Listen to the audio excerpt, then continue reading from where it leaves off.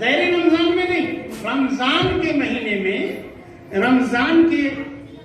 کا جو ادب احترام ملحوظ رکھنا چاہیے، نہ ملحوظ رکھ کر کے رمضان کے مہینے میں رمضان کا روزہ اگر توڑ دیتے ہیں تو قضا بھی کرنا ہے اور کفارہ بھی دینا ہے۔ تعمد کی صورت میں قضا و کفارہ۔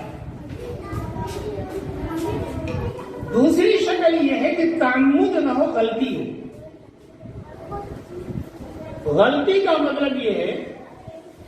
کہ آپ یہ سمجھ رہے تھے کہ ابھی سحری کا ٹائم ہے، آپ کے موبائل نے غلطی کی، گھڑی نے غلطی کی، آپ کے یہاں جو جنتری تھی اس میں کچھ غلطی ہو گئی،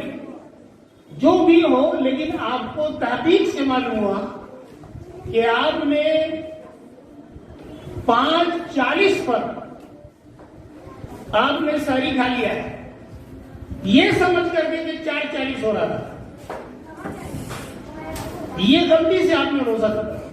روزے کی حالت میں کھا لیا ہے۔ 4:40 سمجھ کر 5:40 پر کھا لیا غلطی سے، تو اسی صورت میں قضا ہے، کفارہ نہیں۔ آپ کو اس دن کے روزے کی قضا کرنی پڑے گی، کفارہ تو نہیں ہے،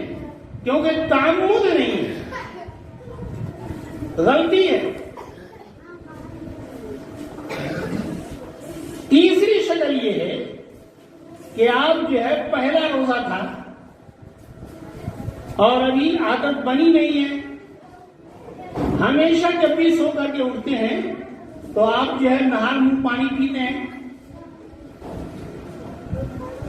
آپ جو ہے فجر بعد سوئے اٹھے، یاد نہیں رہا اور آپ نے نہار منہ سمجھ کر کے، عام دن سمجھ کر کے، بھول کر کے پانی پی لیا، تو اسی صورت میں نہ قضا ہے نہ کفارہ۔ تو میں یہ بتانا چاہتا ہوں کہ اس حدیث کا مطلب یہ ہے کہ اللہ رب العزت نے غلطی اور بھول کر کے کسی عمل کے نتیجے میں کوئی غلطی ہو گئی ہے تو اسی صورت میں گناہ تو اٹھا لیا ہے۔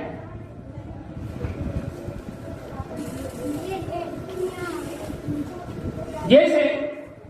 یہ جو لوگ جانتے ہیں ایک مشکل مسئلہ ہے کہ قتل کی بہت ساری شکل ہے، کسی کو جان سے مار دینے یا زخمی کر دینے کی بہت ساری شکلیں ہیں۔